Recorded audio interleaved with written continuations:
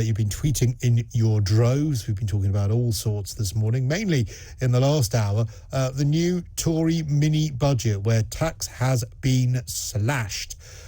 But it has resulted in a run on the pound, something that is never good news. The pound is at the lowest that it's been in somewhere in around 37 years when it comes to its relation to the dollar. Well, Dr. Roger Giewolb is a personal finance expert, CEO of Fair Money, joins me now. Morning to you, Dr. Roger.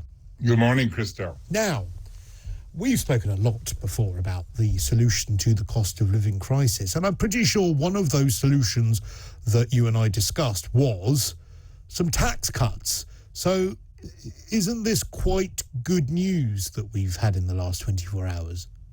Well, it is. As you can see, I'm almost happy, but it really is a question of how it's all going to pan out because, they began by calling this a fiscal event. Right. And that meant not a budget. It was a fiscal event that we were going to witness.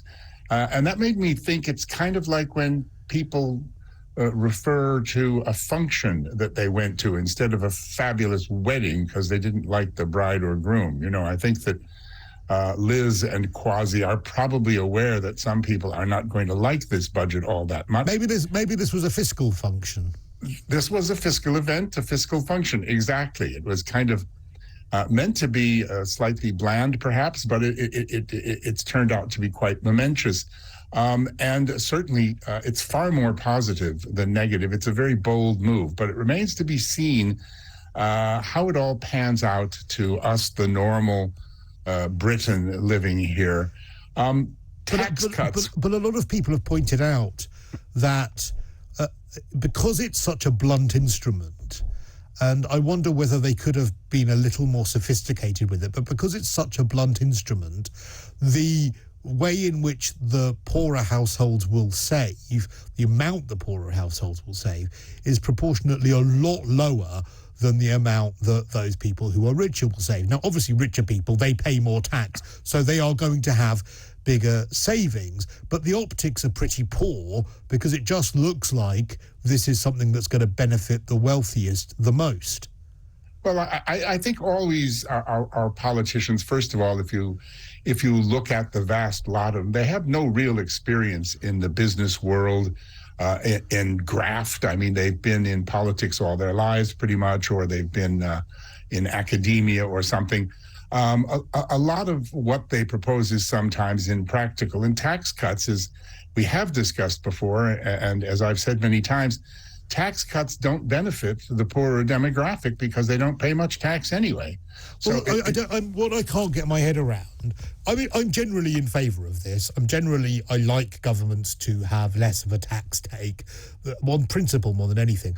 What I can't get my head around, though, is why they didn't raise the threshold for paying tax at all for the lowest earning people. Especially when they lopped off the top of the tree from the 45 to the 40% for the richer earners. Absolutely. They should have raised it to 15,000 or even gone higher. Like my grandmother used to cut the ends off a meatloaf on both sides before she put it into the pan. I mean, why chop the top of the iceberg and not do anything else? Yeah, why do you think that they did that? And they would have even needed to do it for everyone, because if I would have said, I don't know, if you earn under 25,000, if you earn under 50,000, I don't know, you don't start paying in tax until the threshold becomes £15,000. Why didn't they do that, do you think? Well, because it's inbred. This is the thing that really gets me.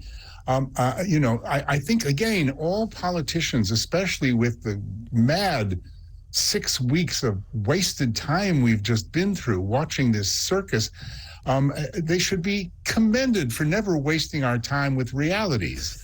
I mean, why can't somebody look, if Labour... But that can't be the answer to all. They're just a bit stupid. I mean, that's essentially your answer. Is there a bit stupid? Not stupid, but if you spend time in the Westminster bubble, you'll realize it's so divorced from reality in some respects. Look, if Labour were in power, they would obviously have a fiscal event which favors the poorer demographics at the expense of the richer and businesses. Now, Liz and Kwasi are in power, and they're doing the opposite. They're favoring the richer and businesses at the expense of the poorer demographic. Why can't somebody do something in the middle? All right. Go on, do your but. But even then, we need to take the time to see how much of this is real and how much of it is well-meaning or possibly even cosmetic. For example, stamp duty. Stamp duty benefits people who are buying, sort of normally priced homes going upwards by £2,500. You're not going to buy a new home because you save 2,500 quid. Okay. No, but what you will do is perhaps spend that money then on buying furniture, getting a builder in, and so the money that really is trickle down economics. Well, hold on. We'll come to trickle in a minute. Thank you very much for the 2,500 quid, but it hasn't affected my decision. Now, in the case of first-time buyers buying the cheapest properties, it's going to save them some £11,000. Okay. But at the same time, they are doing, and this, of course, has been my bugbear for a long time, they're doing nothing about interest rates. We shouldn't be raising interest rates. We're in cost-push inflation.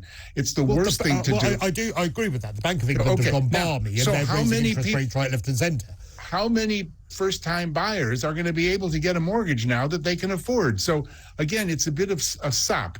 Can I say something about trickle down? This whole thing about the rich that you're talking about, that you've actually been talking about all morning, really, is the new Trussonomics, if you will, Cristo, is based on trickle down economics. Now, we don't have time to go into it here, but there are masses of people who will say, economists, and said, it doesn't work. And, trickle down always makes me, think of something running down your leg. But I mean, the best example of why it doesn't work is this, and we've seen this for decades. Give the banks some more money in terms of higher interest rates. Let them coin it. Does it trickle down to our savings accounts? No, never has, never will, not now. Tell me how this trickle down stuff is going to work, please. Well, that I don't know, but that will maybe be a conversation for another day. Anyway, you can't ask me that. I'm supposed to ask you.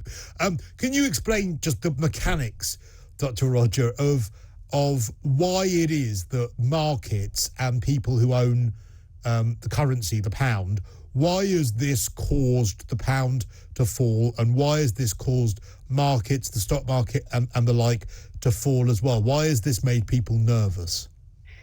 Bookies and foreign exchange traders generally get it right, or they wouldn't stay in business.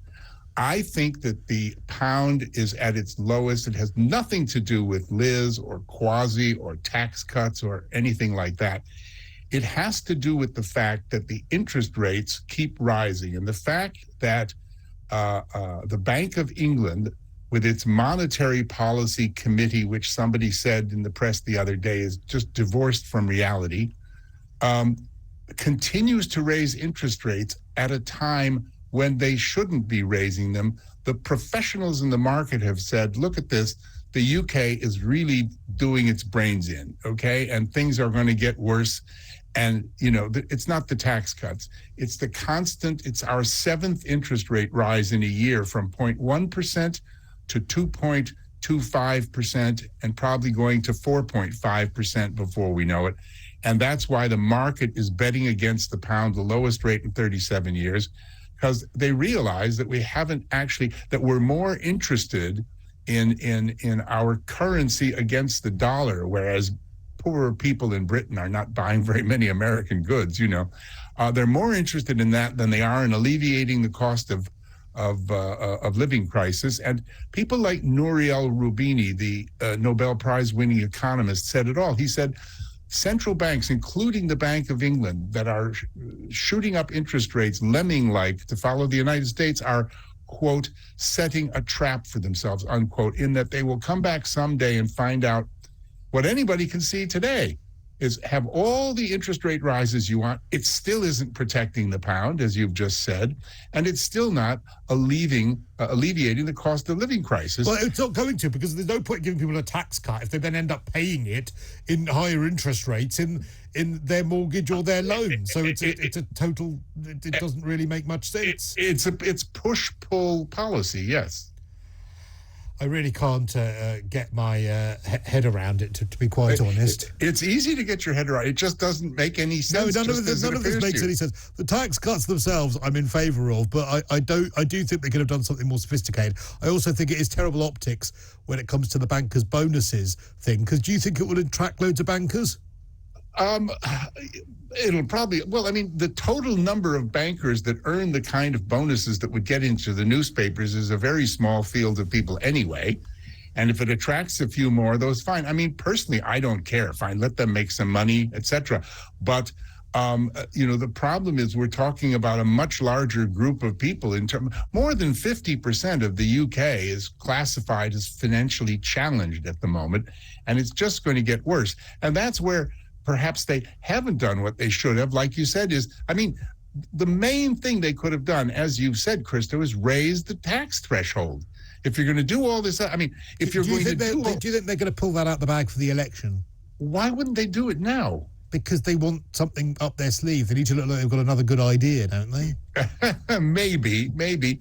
Yeah, they could try that. Look, this is immensely popular. I mean, all sorts of people that I know. I must say, I was thinking last night that all of these people who are all sorts of people that I know, I was going to say, who have written in the press about this yesterday, every one of them are somebody that does something else. They aren't involved in business, finance, money, or economics.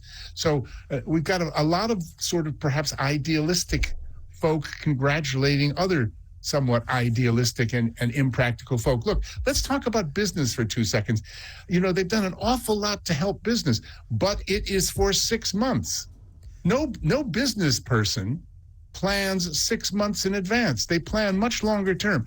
I doubt that anybody is going to put anything in effect into their business as a result of this if they feel it could disappear in 6 months. So one rabbit they can pull out of the hat is in the next month or 2 or 3 to announce that they're going to extend this. Then I think the businesses will start to take advantage of it. But it's perhaps a bit short-sighted to adopt something for businesses that plan 2, 3, 5 years in advance and don't make a move without a plan like that, and then say, hey, guys, look what we're going to do for you in the next I just love how little faith you have in all these people. We love it. We welcome it. You must come back again to have your cynicism, which is always welcome, especially at this time of the morning. Well, it's a grateful cynicism for this budget. At least something's been done. Something. Dr. Roger Giewoldt, thank you. Personal finance expert, CEO of Fair Money.